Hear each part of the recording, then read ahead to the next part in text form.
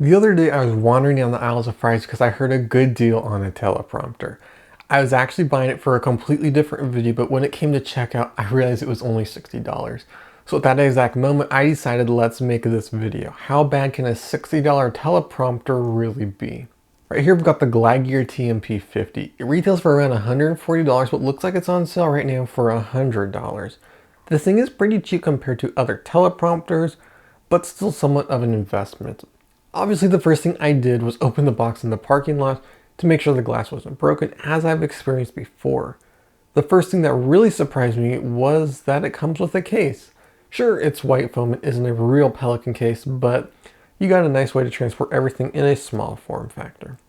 Luckily, it was mostly all put together. The glass collapses down for transport, but you need to loosen the two screws and you can lock it into a 45-degree angle. It's a shame that you need to use the holes already drilled into the body of the teleprompter because I would like to see more angles for the screen. I would like the screen to tilt up a little farther as I kind of have to sit under the teleprompter and look up in order to see most of the text. I was also really impressed when I saw just how wide of a device you can use as the teleprompter screen. There was plenty of room for an iPad mini and even an iPhone 10 vertically. You might even be able to fit a 9.7-inch iPad in there. The way you lock the screen in place is a little strange. You have to fit it in between these two pieces and then use the thumb screws to lock them in place. It's kind of hard to get it really tight and the iPad tends to wobble. On the bottom, we've got a tripod mount, which is nice. However, even when using a compact Manfrotto plate, the back thumb screw for the iPad mount is really hard to reach. There's a lot of overhanging metal and pieces of the teleprompter that weren't thought out very well and causes strange issues like that. As for the camera mounting, we've got a wide range of options. The kit comes with a smartphone mount if you want to go with that. It's also a pretty smart solution they've come up with for smartphone shooting.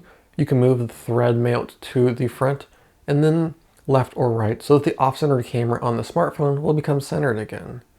If you want to mount a camera on there, you can also do that. They've included this plastic piece that I don't really know what it's for, but I found it useful for raising the camera up. If you're using a smaller camera like the Sony a6300, the bottom mounting point for the iPad can get in the shot, and with this you can raise it up a little. Finally, we've got a little matte box that comes velcroed to the glass. You are definitely going to need that, especially when it's bright. There can be reflections between the lens and the glass causing issues with the video. It's also hard to see the text because the glass is somewhat transparent on the other side. But with the cover secured around the lens, you can see much more of the text and there are no reflections.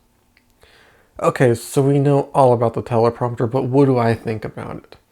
Well, it comes in a pretty cheap price. It's really nice that you can use some pretty big devices with it.